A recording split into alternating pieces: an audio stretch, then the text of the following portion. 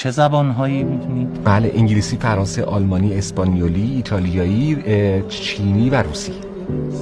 هندی نمیدونی نه؟ هند که البته بیشتر انگلیسی صحبت میکنم، ولی خود هندی اگه منظورتون هست خیلی. البته من خیلی به زبان علاقه‌مندم، یعنی فراگیریم هم خوبه، میتونم سریع یاد بگیرم. ضمن اینکه اصولا هم خیلی ایده های خوب دارم، یعنی تو هر محیطی وارد شم بخوام کار کنم سریع خودم رو تطبیق میدم، میتونم مفید واقع بشم. فقط حقوق چقدر میخواین که من باید اینجا یادداشت کنم؟ ببخشید. همون مقداری که اشل حقوق شرکت هست، بیشتر نمیخوام. حالا اگر مشکل مالی هم هست میتونم فعلا کمتر بگیرم. ببخشید شما از طرف آقای محسنی اومده بودید؟ آقای محسن؟ نه خیر. آقای کلانی؟ نه. آقای حجازی؟ نه. یوسفی؟ نه خیر. بسیار خوب، بفرمایید. من آگهی استخدام. بله بفرمایید. تماس میگیرم با شما. خیلی ممنون. سلام علیکم. و از طرف آقای کلانی نشون بردیم. بله، حال شما چطوره؟ خوب هستین؟ شما بفرمایید تخصصتون چی هست؟ من تخصصی ندارم. هیچ ایرادی نداره.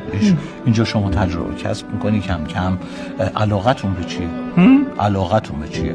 من علاقه ندارم، من مهندس معرفی کردم. میدونم دیدم اینجا، میدونم. بسیار خوب، خدمت ایشون هم خودم زنگ میزنم. شما استخدام هستید، فردا ساعت 8:30 تشریف بیارید. 8:30؟ بله. ساعت 8:30 نمیتونم پاشم. من کی میتونی پاشی؟ من 10-11 هر وقت دوست داری بیا، هر وقت پا شدی بیا، راحت باش.